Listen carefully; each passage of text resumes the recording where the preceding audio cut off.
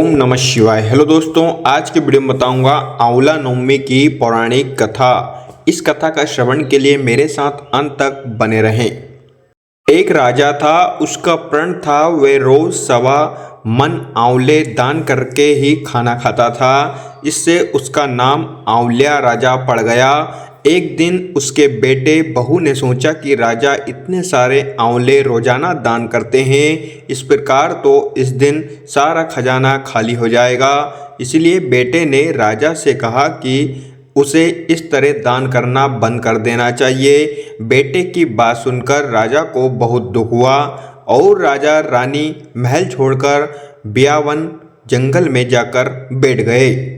राजा रानी आंवला दान नहीं कर पाए और प्रण के कारण कुछ खाया नहीं।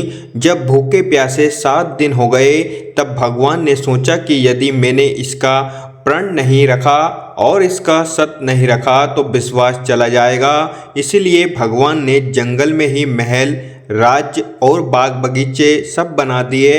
ढेरों आंवले के पेड़ लगा दिए। सुबह राजा रानी उठे तो देखा कि जंगल में उनके राज्य से भी 2 गुना राज्य बसा हुआ है।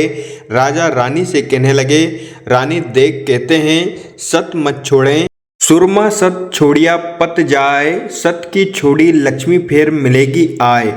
आओ नहा धोकर आंवले दान करें और भोजन करें। राजा रानी ने आंवले दान करके खाना खाया और खुशी खुशी जंगल में रहने लगे। उधर आंवला देवता का अपमान करने व माता पिता से बुरा व्यवहार करने के कारण बहू बेटे के बुरे दिन आ गए।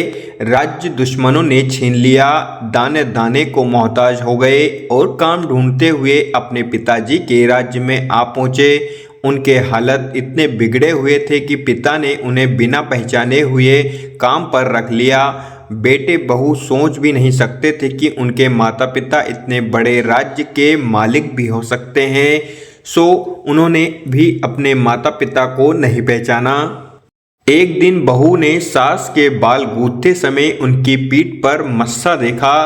उसे ये सोचकर रोना आने लगा कि ऐसा मस्सा मेरी सास के भी था। हमने ये सोचकर उन्हें आंवला दान करने से रोका था कि हमारा धन नष्ट हो गया। आज वे लोग न जाने कहाँ होंगे। ये सोचकर बहू को रोना आने लगा और आंसू टपक टपक कर सास की पीठ पर गिरने लगे। रानी ने तुरंत पलट कर देखा और पूछा कि तू क्यों रो रही है। उसने बताया, आपकी पीठ जैसा मस्सा मेरी सास की पीठ पर भी था। हमने उन्हें आंवले दान करने से मना कर दिया था, इसीलिए वे घर छोड़कर कहीं चले गए। तब रानी ने उसे पहचान लिया और सारा हाल पूछा और अपना हाल बताया।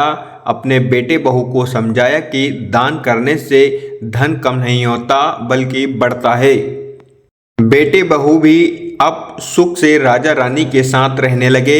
हे भगवान, जैसा राजा रानी का सत रखा वैसा सबका सत रखना, कहते सुनते सारे परिवार का सुख रखना। इति रेवा ये कथा समाप्त होती है। तो दोस्तों, अगर आपको वीडियो अच्छी लगी हो तो like share comments and subscribe करना ना भूलें। Thank you so much. I love you.